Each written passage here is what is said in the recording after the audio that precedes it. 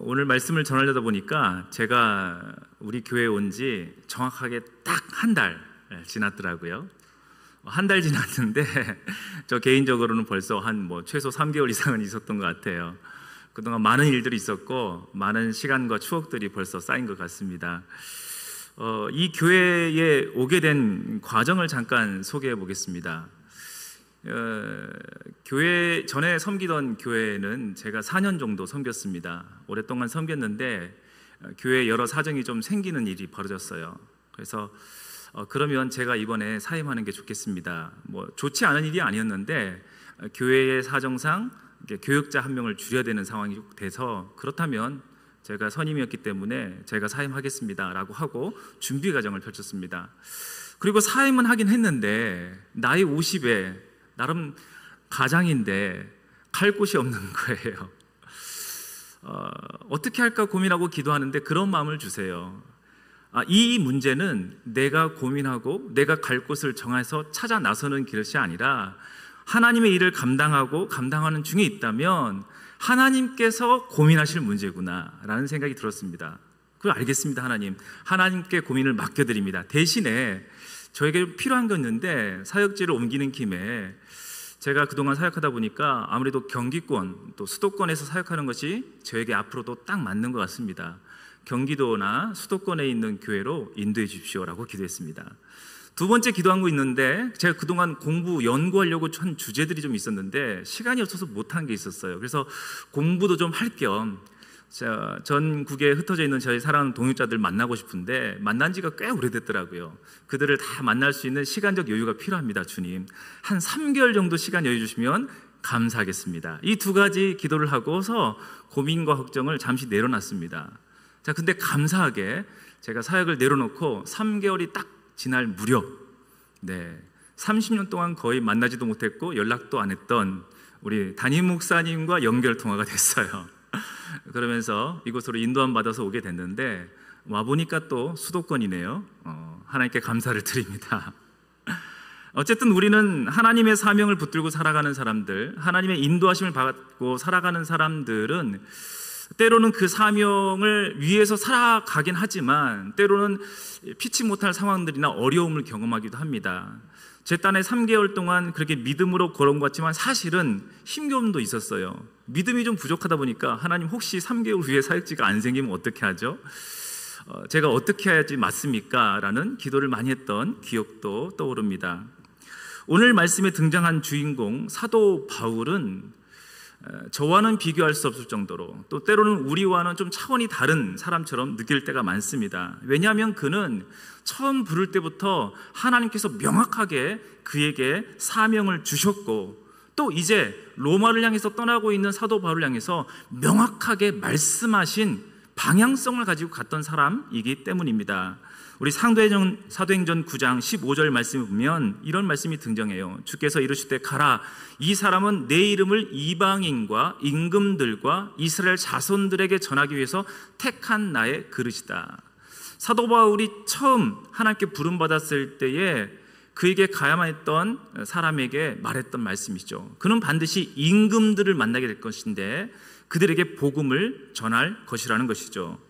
그리고 사도 바울이 오랜 기간 사역한 이후에 이제 직전에 이러한 말씀을 받습니다. 사도행전 21장 11절 말씀인데요, 함께 읽겠습니다. 시작. 그날 밤에 주께서 곁에 서서 이르시되 담대하라, 내가 예루살렘에서 나의 일을 증언한 것 같이 로마에서도 증언하여야 하리라 하시니라. 아멘. 로마를 향해서 너는 반드시 가게 될 것이고 로마에서 왕을 만나 하나님이신 나를 증언하게 될 것이다 라고 말씀해 주셨다는 것입니다. 근데 이 길이 너무 험난한 거예요. 너무 평탄치 않고 쉽지 않은 과정인 것을 성경은 우리에게 보여주고 있습니다. 수많은 사람들이 먼저 살인 음모를 가지고 사도 바울을 그를 거짓 증언으로 감옥에 쳐 넣습니다. 결국 그는 재판에 가게 돼서 재판에서 어려움을 만나기도 하고요. 재판을 받기 위해서 이동하는 중간중간에 폭도들이나 살인자들이 숨어서 그를 죽이려고까지 하는 그런 일들을 만나게 됩니다. 결국 사도 바울은 하나님의 명령과 사명을 따라서 로마로 가야 되는데 가기도 전에 예루살렘에서 죽을 고비를 여러 번 넘기게 됩니다. 결국 사도 바울에게 하나님께서 지혜를 주시죠. 너 로마 시민권자다. 세상에 준 권한이지만 이것을 활용합니다. 갑자기 재판을 받다가 나는 로마 황제에게 재판을 상고합니다 라고 선언하게 되죠. 그래서 결국 그는 로마로 압송되어 재판받는 여정을 떠나게 됩니다. 근데 그 길마저도 쉽지 않아요. 배를 탔습니다. 278명인가요? 수많은 죄수들과 함께 배를 탔는데 배가 떠나는 중간에 유라굴로라는 폭풍을 만납니다. 그리고 무려 14일, 2주간 동안 바다를 표류하게 된 것입니다. 이 표류하는 동안 사람들은 죽을 줄 알았어요. 언제 육지에 다다를지 모릅니다. 먹을 것이 언제 떨어질지 모릅니다. 그래서 먹지도 않고 버티고 있다가 음식을 갖고 있었는데 사도 바울을 통해서 인도하셨던 하나님께서는 그들을 끝내 살려주시고 어떠한 섬에 이르도록 하십니다. 그 섬은 바로 오늘 말씀에 등장한 멜리데라는 섬입니다. 멜리데라는 섬. 몰타 섬이라고 하는데요. 이 섬은 사실은 유럽에서 가장 아름다운 섬 중에 하나입니다. 이제 휴가철이 다가오고 있는데 우리 중국이라든가 이렇게 우리나라라든가 또 일본이라든가 가장 가고 싶은 나라나 섬 여행지 중에 어디가 제일 유명한가 봤더니 제주도더라고요. 그런데 지중해라고 하죠. 정말 아름다운 섬들이 참으로 많은 지중해, 아시아와 아프리카와 유럽을 맞대고 있는 그 지중해 여러 섬들 중에 가장 인기 있는 섬 중에 하나가 어디냐? 바로 이 몰타 섬, 바로 오늘 등장한 멜리데 섬입니다. 그래서 그 섬의 크기에 비해서 인구 밀집도, 그러니까 관광객 수가 가장 많은 곳이 어딘가 봤더니 여기가 세계적으로 1위이더라고요. 그 정도로 유명한 섬입니다. 근데 하나님께서 이 섬에 인도하셔서 이제 겨우 한숨 돌리는가 싶더니 여기 있는 사람들이 그를 환영하면서 불꽃을 피워줘요. 왜? 물속에 빠졌으니까요. 불꽃을 피워주고 위로해주고 영접하고 환영해주고 있는데 그때 또 다른 문제가 생기는 것입니다. 뭐냐? 사도 바울이 그 불을 태우기 위해서 나뭇가지를 가지고 불을 태우려는데 그만 그 속에서 뱀이 있었던 것입니다. 뱀이 나와서 사도 바울을 콱 무는 거예요. 놀라운 것은 그 뱀이 그 섬에만 주로 살고 있는 유명한 맹독을 가진 독사라는 것입니다. 그래서 그 섬에 살고 있던 사람들은 그 독사를 단번에 알아볼 수 있었고 그 뱀에 물린 사람은 살아난 사람이 없었기 때문에 반드시 죽을 것이라고 염려 섞인 눈빛으로 쳐다봤습니다. 근데 신기한 것은 사도 바울이 이 독사에 물렸는데 전혀 이상이 없는 거예요. 계속 살아있는 것입니다. 그러면서 사람들이 그 광경을 보면서 또다시 엉뚱한 짓을 합니다. 당신은 어떻게 살았지? 신이구나. 신이시여 경배하려는 모습까지도 벌어지게 되었다는 것입니다. 어쨌든 사도 바울은 로마로 가는 이 길 속에 수많은 역경과 어려움, 죽음의 고비를 겪고 또 살아났다 싶으면 또다시 역경을 겪고 죽음의 고비를 넘는 일들을 반복해서 지나온 것을 우리가 확인해 볼 수가 있습니다. 그렇습니다. 사랑하는 성도 여러분, 우리가 사도 바울처럼 어떤 위대한 역사에 나올 만한 일처럼 여겨지지 않는다 할지라도 우리 안에 작은 소소한 나름대로의 사명이 있습니다. 우리의 역할들이 있습니다. 직장에서, 가정에서, 일터에서, 주일학교에서, 교회에서 각각의 역할을 감당하면서 나름 사명을 감당하지만 아무리 하나님의 뜻이 분명하고 내 안에 사명의식이 있다 하더라도 그 길을 걸어가는 데는 반드시 어려움이 찾아옵니다. 어려움이 한두 번 찾아오면 그래도 극복할 만한데 한 번, 두 번, 세 번, 네 번 연속해서 찾아온 앞에 우리는 낙마하고 좌절할 수밖에 없을 것입니다.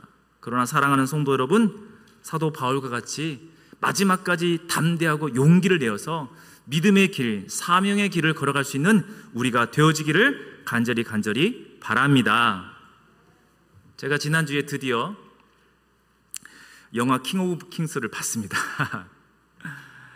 봤는데 정말 재밌어요. 예수님의 삶의 일대기를 쫙 그렇게 애니메이션으로 펼쳐놓는데 너무 화려한 영상과 더불어 스무스하고 자연스러운 이야기 전개로 그 예수님의 삶을 그대로 느낄 수 있도록 그 영화화된 것이 너무 감동이 되었던 기억이 납니다. 자, 그런데 이 영화를 제작하신 장성호라는 감독분이 많이 주목을 받게 됩니다.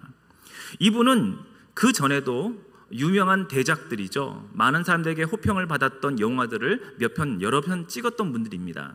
근데 이분이 이상하게 그전에는 유명한 영화, 흥행이 많았던 영화를 찍었는데 이상하게 예수님에 관한 영화를 찍기로 어느 순간 마음을 먹게 됩니다.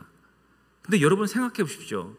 웬만한 상업 영화도 성공하기가 쉽지 않은데 예수님에 관한 생애를 다루는 영화? 종교적 색채가 강한 영화를 영화한다는 것은 보통 어려운 문제가 아니었습니다. 이분이 사실 이 영화를 준비한 것은 10년 전부터 준비했다고 합니다. 나름 철저하게 준비했어요. 자기가 속한 회사를 통해서 소통을 잘해서 투자도 나름 받아보고 준비 과정이 있었어요. 근데 갑자기 코로나가 터지는 거예요. 영화가 진행될 수 없어요. 상황할 수 없는 상황이 됩니다. 영화 제작사는 어떻습니까? 자기가 속한 회사였지만 회사 자체가 이 영화를 지속할 수 없다라고 으름장을 놓습니다. 투자자들이 밀어주지 않는 거예요. 결국 자기가 다니고 운영했던 회사였지만 그 회사마저도 권한을 포기해버립니다. 그리고 이 영화를 만들 수 있는 판권, 제작권만을 가지고 호롤단신 그냥 뛰쳐나오게 돼요. 그는 그 어려움의 과정을 계속해서 겪어나가면서 이 영화를 결국은 찍어야겠다는 사명의식이 더욱더 불일 듯 일어나게 됩니다. 여러분, 돈도 안 돼요. 성공 가능성도 없어요. 투자자도 없고 코로나를 비롯해서 여러 가지 경제적 어려움 등 어려움들이 계속되는 가운데 성공 가능성들은 점점 희박해지지만 그는 계속해서 영화를 끝까지 마무리하겠다는 결단을 서게 되는 것입니다. 그러면서 자기는 자기의 재산까지도 투자를 해서 이 영화를 위해서 준비하는 작업을 걸어오게 되더라는 것입니다. 그 과정을 겪으면서 가장 힘든 것 중에 하나는 재정적인 어려움, 환경적인 어려움도 있겠지만 더 큰 어려움이 있었대요. 그건 뭡니까? 내 마음에 찾아오는 좌절감입니다. 진짜 성공할 수 있을까? 정말 이 일이 하나님의 뜻이고 하나님의 계획이고 맞을까? 계속해서 몰려오는 이 생각들 앞에서 그 생각을 밀어치고 이겨내기가 절대로 쉽지 않았더라는 것입니다. 그러나 사랑하는 성도 여러분, 그가 끝까지 영화를 마무리했고 또 놀라운 성과를 이룬 것처럼 우리도 마지막까지 우리에게 주어진 사명이 있다면 감당을 통해서 하나님께 칭찬 듣는 모든 성도가 되어지기를 간절히 바랍니다. 근데 오늘 말씀해 보니까 특이한 본문이 등장합니다. 사도 바울이 나뭇가지를 만지다가 불을 피우려다가 뱀에게 독사에게 물리지 않았습니까? 분명 오늘 성경 본문 말씀에도 3절 말씀에는 독사가 나와서 손을 물었다라고 표현합니다. 근데 희한한 것은 그 다음 4절부터의 본문입니다. 4절과 5절 말씀에 보니까 이렇게 표현되어 있습니다. 우리 함께 읽어보겠습니다. 원주민들이 이 짐승이 그 손에 매달려 있음을 보고 서로 말하되 진실로 이 사람은 살인한 자로다. 바울이 그 짐승을 불에 떨어버림에 조금도 상함이 없더라. 아멘. 성경에서는 독사라는 표현을 처음에만 사용하고 그 뒤에는 독사라는 표현을 사용하지 않았다는 것입니다. 짐승이 물었대요. 여러분, 짐승을 독사를 짐승이라고 표현합니까? 일반적이지 않죠. 성경에서도 그렇게 보편적이고 일반적인 케이스는 아닙니다. 근데 성경은 뭔가를 우리에게 말씀하시고자 의도적으로 짐승이 그 손에 매달려서 바울 손을 꽉 쥐고 있다, 물고 있다라고 표현하고 있습니다. 성경에서 이 짐승이라는 표현은 어디에 보통 등장하나요? 여러 곳에도 등장하지만 특히 신약에서는 짐승이라는 표현이 많이 등장하는 곳이 있다면 이곳 말고는 저 요한계시로 건너야 됩니다. 요한계시를 보면 사단 마귀를 뜻할 때 뭐라고 말해요? 짐승이라고 표현합니다. 바다로부터 용이 나와서 어떤 짐승이 일어나서 믿음의 성도들을 해치고 두려움 갖게 하고 떨게 만들고 어려움 갖게 하는 존재가 있으니 그들이 바로 짐승이라고 성경은 표현하고 있다는 것입니다. 마치 그 표현을 여기다 가져다 쓴 것처럼 보여집니다. 짐승이 사도 바울의 손을 꽉 붙든 것은 무엇을 뜻합니까? 사도 바울의 마음에 꽉 뭔가를 사단 마귀가 붙들고 있는 거예요. 계속된 어려움, 시련, 낭망, 좌절, 사람들의 인정하지 못함, 그런 모습 속에 사도 바울을 사단 마귀가 물으려고 꽉. 여러분, 우리도 마찬가지입니다. 우리가 주님의 사명을 감당하고 내게 맡겨진 작은 사명이라도 충성되게 감당하려고 할 때 어때요? 반드시 어려움이 생겨요. 네, 어려움 정도는 극복해 나갈 수 있어요. 나름 결단도 하고 기도도 하고 사람들의 칭찬과 격려도 들어가면서 이겨보려고 합니다. 그런데 놀라운 것은 반복된 실패와 좌절, 어려움과 수많은 사람들의 오해를 경험할수록 우리 마음은 어떤가요? 사단 마귀가 우는 사자와 같이 달려와서 내 마음의 심령을 꽉 붙들어서 놓아주지 않으려고 해요. 어쩌면 이 자리 가운데서도 삶의 현장에서, 직장에서 어려움을 경험하고 이 자리에 왔는데 자꾸 그 마음의 쓴뿌리들, 어려움들, 고민과 근심들이 떠올라서 예배에 집중하지 못하는 분들이 있습니까? 사단 마귀가 어쩌면 우리의 마음을 그 약점들을 꽉 붙들고 흔들려고 할 때가 있다라는 것입니다. 그런데 놀라운 말씀은 5절의 말씀인데요, 다시 한번 5절 말씀을 함께 읽어보겠습니다. 시작. 바울이 그 짐승을 불에 떨어버리매 조금도 상함이 없더라. 아멘. 사도 바울은 그 뱀이 무는 걸 보고서 어떻게 당황해하고 뛰쳐나가는 것이 아니라 그 뱀을 불에다가 떨어버렸다고 합니다. 사랑하는 성도 여러분, 마음의 모든 유혹과 마음에 흔드는 사단 마귀의 계략들이 있습니까? 잘못된 생각들이 있습니까? 네가 진짜 하나님의 사람이냐? 이 사명 그래도 네가 감당했냐? 내 마음을 뒤흔드는 사단 마귀의 생각이 있다면 그 모든 것들을 불 앞에 떨어버리고 담대히 나갈 수 있기를 간절히 바랍니다. 여러분, 사단 마귀가 우리를 유혹하고 내 마음을 흔들려고 하면 다른 거 안 하면 돼요. 떨어버리면 됩니다. 야고보서 4장 7절 말씀은 우리에게 이렇게 도전합니다. 함께 읽습니다. 시작. 그런즉 너희는 하나님께 복종할지어다. 마귀를 대적하라. 그리하면 너희를 피하리라. 아멘. 사단 마귀의 유혹이 넘어오면 사단 마귀야, 물러가라. 나는 하나님의 사람이다. 하나님이 나를 보호하고 있고 하나님이 나를 인도하고 있다. 너 까불지 마. 사단 마귀를 대적하고 승리할 수 있는 우리가 되기를 간절히 바랍니다. 사단 마귀를 물리치자, 이 짐승을 떨어버리자 하나님께서 사도 바울에게 도움의 사람을 이젠 만나게 하십니다. 그 사람은 바로 이 섬에 살고 있던 최고의 권력자, 추장이라고도 하는데요, 보블리오라는 사람을 만나게 하십니다. 그리고 이 보블리오를 통해서 환대를 받게끔 인도해 주십니다. 우리 7절 말씀 함께 있습니다. 시작. 이 섬에서 가장 높은 사람 보블리오라 하는 이가 그 근처에 토지가 있는지라 그가 우리를 영접하여 사흘이나 친절히 머물게 하더니. 네, 땅을 비워두고 친절히 그분들을 모셔서 야영 캠프를 지내도록 하고 그들을 친절하게 머물며 영접하며 섬기게 됩니다. 그런데 감사하게도 감사한 건 좀 아닌데 어쨌든 모블리오 가정 가운데 어려움이 닥칩니다. 그 어려움은 뭡니까? 아버님이, 그 가정의 아버님께서 갑자기 열병과 이질이 난 겁니다. 놀라운 것은 사도 바울이 그 옆에 있다는 거예요. 그리고 사도 바울이 그 환자에게 다가갑니다. 우리 8절 말씀 함께 있습니다. 시작. 보블리오의 부친이 열병과 이질에 걸려 누워 있거늘 바울이 들어가서 기도하고 그에게 안수하여 낫게 하매. 아멘. 그 추장의 아버님이 마침 이질과 병에 걸려 누워 계시는데 사도 바울이 그걸 보게 된 거예요. 그리고 예수 그리스도의 이름으로 그를 위해서 안수하여 기도하기 시작합니다. 여러분, 이 병이 어떻게 됐을까요? 말끔하게 나와버린 것입니다. 이 소문을 들었던 섬 사람들은 몰려오기 시작합니다. 9절 말씀도 함께 있습니다. 시작. 이러므로 섬 가운데 다른 병든 사람들이 와서 고침을 받고. 아멘. 사랑하는 성도 여러분, 어려움과 고난이 많았던 사도 바울을 하나님은 마치 위로라도 하시듯이 보블리오의 집에 불러주셨는데 그 안에 병든 자를 치유케 하시고 수많은 사람들이 몰려와서 그 섬에 살고 있던 사람들의 병들을 치유하는 역할을 감당하게 하십니다. 그전에는 무슨 일이 있었어요?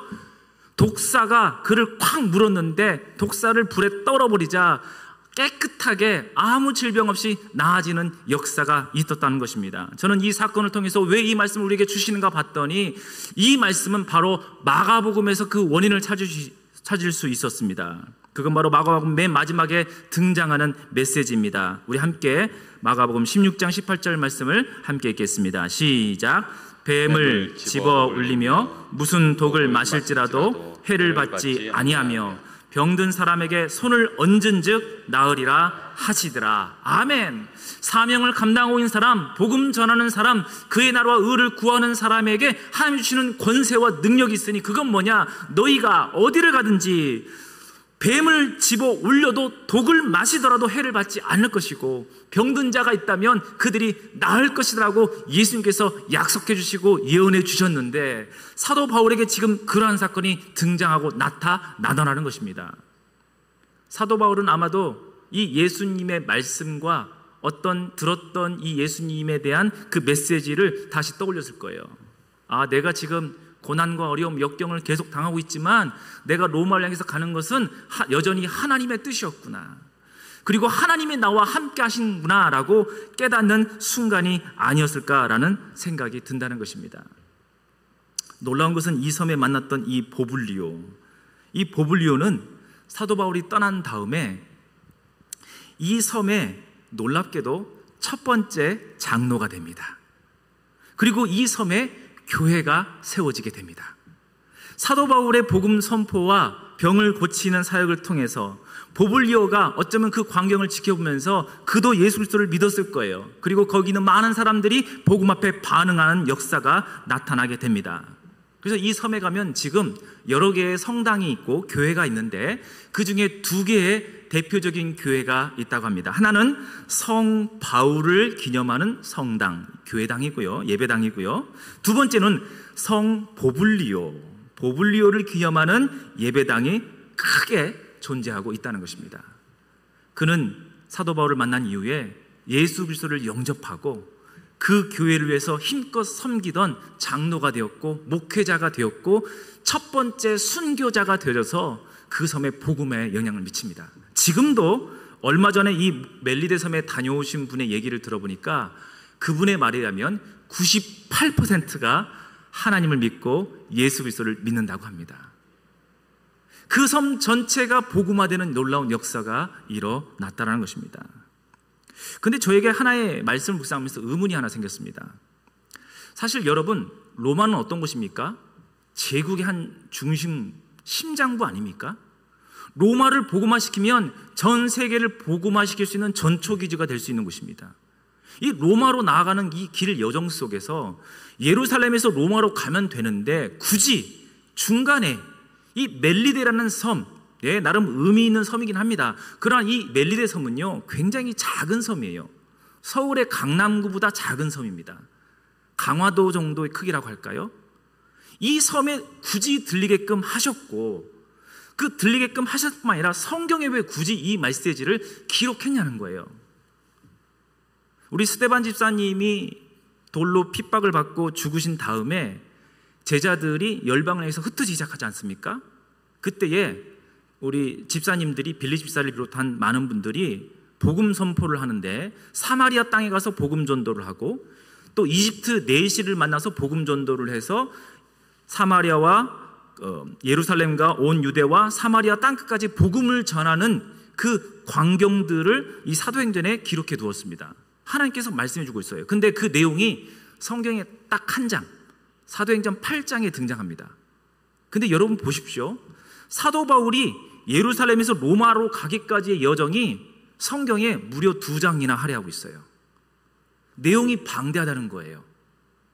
아니 제가 보기에는 그냥 재판받았지만 로마로 갔더라 한 말씀 한 구절만 하면 되는데 왜 굳이 재판받는 과정, 또 시험과 어려움을 겪는 과정, 폭풍을 만나고 뭐 그 사람들 뱃사람들끼리 또 치고받고 싸우고 오해가 있고 사도 바울 중매 만해 이런 일들 사건을 다 기록했어요. 그리고 마지막에 이 멜리데 섬에 석 달 동안 머물게 된 이 이야기를 굳이 자세하게 다루면서 뱀이 물렸더니 어떻게 되었고 사람들이 어떻게 되었다, 이것을 왜 사도행전에 구체적으로 기록해 두었냐는 것입니다. 이 말씀을 묵상하면서 제가 구약 성경을 보다가 하나님께서 이 메시지를 사도행전이 마무리되는 이 시점에 굳이 멜리데 섬의 사건과 이야기를 기록한 이유를 제 나름대로 발견하게 됐습니다. 그건 바로 구약에 있는 말씀인데요, 열왕기상 17장에 등장하는 말씀입니다. 여기에는 엘리야 선지자가 등장합니다. 엘리야가 아합왕과 이세벨을 통해서 온 나라가 우상 숭배일 때에 하나님의 사명을 붙들고 열정을 가지고 내가 기도하지 아니하면 너희 가뭄이 들 거야, 이걸 선언하고 숨게 되죠. 그때에 숨은 다음에 하나님께서 가뭄이 3년 반 동안 있는 기간 동안 사르밧 과부의 집에 가서 머물게 하십니다. 근데 사르밧 과부의 집에 머물겠는데 거기에서 문제가 터지죠. 어떤 문제예요? 사르밧 과부와 함께 매일매일 솟아나는 음식을 통해서 먹는 과정은 있었지만 결국 그 집안에 아들이 하나 있었는데 그 아들이 죽게 된 사건이 벌어지게 됩니다. 그러면서 그 여인이 이렇게 사도 바울에게, 선지자 엘리야에게 한탄하면서 얘기합니다. 함께 18절 말씀을 읽어보겠습니다. 시작. 여인이 엘리야에게 이르되 하나님의 사람이여, 당신이 나와 더불어 무슨 상관이 있기로 내 죄를 생각나게 하고 또 내 아들을 죽게 하려고 내게 오셨나이까. 아멘. 엘리야 선지자여, 당신이 얼마나 위대한지 모르겠는데 왜 굳이 우리 집에 왔고 이런 일들이 벌어지게 하냐는 거예요. 죽어가는 아들을 바라보면서 죄의 그 마음을 느끼게 만들고 괴롭게 만드냐는 것이죠. 이 광경을 봤던 엘리야는 간절한 마음으로 그의 아들을 위해서 기도해 줍니다. 기도하는데 하나님께 기도하게 돼요. 근데 결국 어떻게 됩니까? 감사하게 그 아기는 살아나게 됩니다. 아멘. 엘리야도 어쩌면 간절히 기도하긴 했지만 그가 살아날 것까지 알았는지 몰랐는지 모르겠어요. 아마 잘 모를 것 같았어요. 그가 위대한 선지자고 아합왕과 대결을 앞두고 있는 위대한 선지자긴 하지만 죽은 자가 살아날 것 같이 믿었을까요? 아마 반신반의했을 수도 있다는 생각을 해보게 됩니다. 어쨌든 그런 이 사르밧 과부의 아들을 위해서 간절히 기도했을 때에 놀라운 역사가 나타나죠. 아기가 살아나는 역사가 일어나게 되었다는 것입니다. 근데 그때에 사르밧 과부가 중요한 말을 하게 됩니다. 우리 24절 말씀 함께 읽겠습니다. 시작. 여인이 엘리야에게 이르되 내가 이제야 당신은 하나님의 사람이요 당신의 입에 있는 여호와의 말씀이 진실한 줄 아노라 하니라. 아멘. 아멘. 엘리야 선지자를 향해서 당신은 정말 하나님의 사람이고 당신 입에 나온 말은 하나님의 말씀이군요 라고 인정하는 메시지, 말을 하게 되었다는 것입니다. 엘리야 편에서 한번 생각해 봤습니다. 엘리야는 이제 곧 갈멜산으로 올라갈 사람입니다. 갈멜산에 오르면 왕이 앞에 보이고요, 이세벨 여왕 옆에 보일 뿐만 아니라 무려 850명, 나는 홀로 외로이 혼자 있는데 850명이나 되는 이방신을 섬기는 제사장들과 신앙적 대결을 벌여야만 됩니다. 그 속에서 엘리야는 하나님을 믿고 사랑하고 사모하는 마음은 있었겠지만 그 마음이 담대함만 있었을까요? 어떤 걱정, 두려움, 염려 아무것도 없이 그냥 담대하고 용기만 가지고 그 자리에 설 수 있었을까요? 하나님께서는 어쩌면 엘리야에게 위대한 큰 사건을 눈앞에 두고서 조금은 나약할 수 있는 엘리야를 위해서 이와 같은 기적적인 사건을 경험하게 하신가라는 생각이 드는 것입니다. 죽은 아이가 간절함을 함께 기도했더니 그 아이가 살아나는 거예요. 마치 이스라엘 땅이 죽은 아이와 같이 영적으로 완전히 쇠약해지고 죽은 것 같은 땅인데 믿는 사람이 아무도 보이지 않는 땅처럼 보이고 하나님은 살아계시지 않는 것처럼 보여지는 그 땅이고 그걸 바라보는 사람들인데 그 속에서 죽어있던 어린아이가 살아났다면 하나님께서 반드시 이 이스라엘 땅에도 하나님의 살아계심을 반드시 나타내 줄 것이고 850명이든 1000명이든 10,000명이든 저 이방신을 섬기는 가짜 선자들을 멸하실 것이라는 확신이 어쩌면 들었을 것이라는 것입니다. 아직 여러분 표정 보니까 그건 목사님 생각이고요, 저는 별로 그게 왜 어떻게 그게 연결되죠? 이러시는 분들이 있는 것 같습니다. 제가 이 말씀을 계속 묵상하는 중에 한 사건을 하나 알게 되었습니다. 선교사님에 대한 일대기라든가 전기를 쭉 읽고 있는데 독특한 걸 하나 발견하게 됐어요. 그건 바로 우리나라의 최초의 선교사로서 오기 전에 순교자가 되어졌던 토마스 선교사님의 기도 편지 글을 발견하게 된 것입니다. 이 선교사님이 첫 번째 기도 편지를 쓰게 됩니다. 그건 1864년에 24살의 나이 청년 시기에 썼습니다. 그분이 그 전해에 23살의 나이에 결혼하셨거든요. 그리고 24살, 이제 결혼한 지 갓 얼마 되지 않았는데 그때에 자기를 파송해 준 선교부에 편지를 쓰게 된 내용입니다. 내용은 이렇습니다. 제가 영국을 떠나 여기서 처음 쓰는 편지가 슬픈 소식이 될 줄은 몰랐습니다. 제 사랑하는 아내 캐롤라인이 세상을 떠났습니다. 그로 인해 저는 완전히 힘을 잃고 말았습니다. 슬픔을 참을 길이 없습니다. 다시 일어날 수 없는 절망 속에 빠져들었습니다. 중국 선교를 담당하고 있던 당시 토마스 이 청년은 하나님을 위해서 섬기겠다고 결단했고 먼 나라 아시아까지 왔지만 하나님의 사명을 좀 더 감당하기 위해서 결혼했어요. 아름다운 여인이었어요. 사랑스러운 여인이었어요. 근데 결혼하자마자 그 여인이 풍토병에 의해서 질병에 의해서 죽고 맙니다. 계속된 반복된 고난과 어려움과 절망을 경험하다가 특히 사랑하는 아내마저 죽는 꼴을 보니까 진짜 절망에 빠져서 슬픔 속에 잠겨서 아무것도 할 수 없게 됩니다. 여러분 24살의 청년입니다. 근데 놀랍게도 두 번째 그의 기도 편지를 발견하게 됩니다. 한번 보겠습니다. 그는 2년 후에 딱 2년 후에 기도 편지를 선교부에 보내게 됩니다. 내용은 이렇습니다. 함께 읽어볼까요? 나는 하나님의 말씀인 성경을 전하기 위해 미지의 나라로 떠납니다. 아주 잔인하고 사악한 대학살이 최근 조선에서 일어났지만 누군가 선교의 문을 여는 것에 중요함을 깨달아 들어가기로 결정했습니다. 여러분 불과 2년 전에 토마스 선교사 이 청년은 절망에 빠졌어요. 깊은 시름에 빠졌어요. 물론 하나님의 나라를 위해서 섬기겠다고 결단했고 훈련받아 여기까지 왔지만 그래도 사람인지라 고난과 역경과 어려움과 아내마저 죽는 소식 앞에 아무 힘없고 소망도 없는 사람이었다는 것입니다. 근데 2년 후가 지났는데 중국보다 더 어려운 땅 조선 아무도 들어가지 않았는데 쇄국 정책에 의해서 들어가자마자 바로 죽을 수 있는 그 땅인데 그 땅에 담대함으로 자기가 가겠다는 거예요. 이런 용기, 이런 사명의식, 이런 결단력이 어떻게 나왔냐는 것이죠.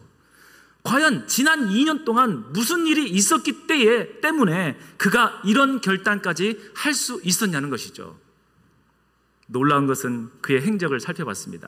봤더니 그 2년 사이죠. 중간에 1865년과 1866년 두 번에 걸쳐서 그가 방문한 곳이 있습니다.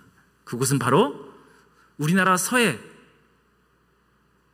제 끝자락에 있는 백령도라는 섬입니다. 백령도는 최북단의 나라입니다. 바로 옆이 북한이기도 하죠.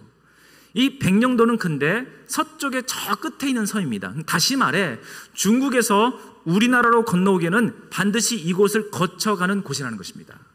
놀라운 것은 토마스 선교사가 조선 땅을 밟기 전에 두 번에 걸쳐서 백령도를 들렸다는 거예요. 근데 이 백령도를 들려서 먼저 성경을 전해봤는데 어때요? 사람들이 환호하며 성경책을 받더라는 것입니다. 그리고 이곳에 복음을 전했더니 사람들이 예수를 믿고 영접하는 일을 경험하게 된 거예요. 시리에 빠졌던 토마스 선교사는 저 두려움의 땅, 꽁꽁 얼어붙은 땅, 조선 땅을 밟기도 전에 섬에 잠깐 작은 섬에 들렸는데 거기에서 복음에 반응하는 사람들, 복음을 받아들이고 영접하는 사람들을 만나면서 용기를 내기 시작했던 것 아닐까요? 두 번의 방문을 통해서 그는 복음의 확신, 나의 부르심에 대한 확신, 어려움과 난관 중에도 이것을 헤쳐나갈 수 있는 작은 믿음의 승리를 경험하면서 그는 담대하게 조선 땅을 향해서 나아갈 수 있었고 결국 조선에서 성경책을 던진 이후에 그는 그곳에서 순교의 피를 흘리고 나아갑니다. 놀라운 것은 이 섬에 토마스 선교사만 온 것이 아니었습니다. 우리나라 땅은 밟지는 못했지만 최초예요. 성경을 중국어에서 한국어로 복음을 번역을 해서 쪽복음으로 한국의 성경책을 전해준 분이 있습니다. 그분은 바로 칼 귀출라프라는 분입니다. 칼 귀출라프 역시 조선 땅은 들어오지 못했지만 쇄국 정책 때문에 들어올 엄두도 못 냈지만 백령도에 들려서 성경책을 전했더니 사람들이 반응하고 받아들인 거예요. 거기서 용기를 내서 이분은 성경을 전체적으로 한국어로 번역하는 작업을 시작합니다. 토마스 선교가 그렇게 해서 믿음의 선교에 용기를 얻습니다. 그뿐만 아니에요. 시간이 조금 더 지난 다음에 언더우드 선교사, 우리나라 최초의 정식 선교사였던 언더우드 선교사님이 이곳에 방문해서 성도들에게 안수하여 세례를 주고 영혼에게 세례를 주는 역사가 나타납니다. 그래서 놀라운 것은 1896년 자생적으로 교회가 생기기 시작하는데 그곳에 허득이라는 선생님이 교회를 세우게 됩니다. 이 허득이라는 분은 보블리오와 같이 이 백령도에서 관직을 감당하던 분이었습니다. 근데 이분이 성경책을 받고 복음을 받으면서 예수 그리스도를 영접하게 돼요. 그리고 이분이 최초의 목회자가 되는 것입니다. 그리고 중화동 교회를 세우게 됩니다. 여러분, 백령도와 백령도 주변에 있는 섬들은 지금 현재도 복음화율이 80~90%라고 합니다. 수많은 사람들이 예수를 믿었고 그곳에서 한국 선교회, 한국 목회의 중요한 인재들이 엄청나게 나오게 됩니다. 사랑하는 성도 여러분, 우리가 갑자기 위대한 사명을 감당하는 거 쉽지 않을 수 있습니다. 사도 바울이 로마 대제국을 향해서 달려가는 것 아무리 사도 바울도 쉽지 않을 수 있어요. 그 위대했던 엘리야 선지자 850명의 이방신을 섬기는 사제들과 함께 대결하는 그 자리, 아방이 눈 부릅뜨고 지켜보고 있는 그 자리에 나가는 것 담대하게 나가기가 참 쉽지 않았을 것입니다. 그러나 하나님께서는 때로는 우리를 그 사명의 자리로 나가기 전에 삶의 작은 승리를 경험하게 하심을 통해서 앞으로 나아갈 수 있도록 용기를 주시고 담대하게 할 수 있도록 인도해 주셔서 하나님의 뜻을 이루어가는 것을 반드시 믿을 수 있기를 간절히 바랍니다. 제가 소개했던 장성호 감독님에게 사람들이 묻습니다. 아니, 그 기나긴 10년 동안 회사를 나오고 자기 돈을 투자해서까지 수많은 난관이 많았는데 어떻게 해서 이 작품을 10년 동안 준비해서 내놓게 되었습니까? 특히나 상업적으로 성공할 가능성이 매우 희박한 종교 영화를 어떻게 내놓게 되었습니까? 라고 질문합니다. 그랬더니 이분이 이렇게 말해요. 저는 원래 신앙이 되게 없었습니다. 근데 이 영화를 준비하다 보니까 예수님의 생애를 연구하고 시나리오를 쓰다 보면서 예수님을 깊이 알고 경험하게 되면서 내 마음에 확신이 하나 들더라는 거예요. 그건 뭐냐? 어쩌면 내가 하나님의 도구가 될 수 있겠다. 작은 소명의식이 생기더라는 것입니다. 그러면서 그가 그런 말이에요. 내가 만약에 나중에 죽어서 천국 가면 주님 앞에 뭐라고 말하지? 너 세상에서 뭐하다 살다 왔냐? 라고 말하면 주님, 잘 먹고 잘 살다가 난 영화로 성공해서 왔습니다. 이 말밖에 할 말이 없다는 거예요. 그는 영화를 준비하면서 실패를 많이 경험했지만 하나님의 인도하심을 경험하면서 용기를 내기 시작했고 사명의식을 가져서 끝까지 완수하는 일을 감당하게 되었다라는 것입니다. 사랑하는 성도 여러분, 여러분의 로마는 어디입니까? 여러분의 사명지는 어디입니까? 저는 지금 선교사가 되라는 말을 하고 있는 것이 아닙니다. 여러분의 사명지, 여러분의 부르심받은 자리, 여러분의 소명 자리는 바로 이 교회가 될 수도 있고 여러분의 가정이 될 수도 있고 여러분의 직장과 일터가 될 수 있습니다. 아니, 어쩌면 여러분들이 맨날 치고받고 있는 어떤 인간관계, 소수의 사람 안에서 하나님이 부르심의 자리가 될 수 있습니다. 중요한 것은 무엇이 됐든 간에 나의 부르심의 자리, 소명의 자리가 어디냐는 거예요.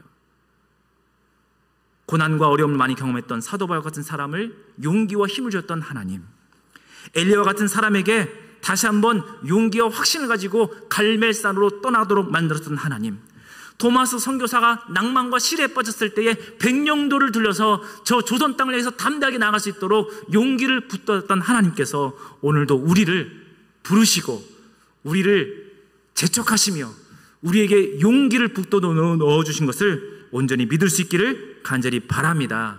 그러므로 여러분, 사명을 감당하실 때에, 하나님의 뜻을 감당하실 때에 결코 좌절하고 낭망하지 마십시오.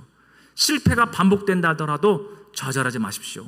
끝까지 하나님을 신뢰하고 나갈 때에 반드시 승리하는 우리가 되어지기를 간절히 바랍니다.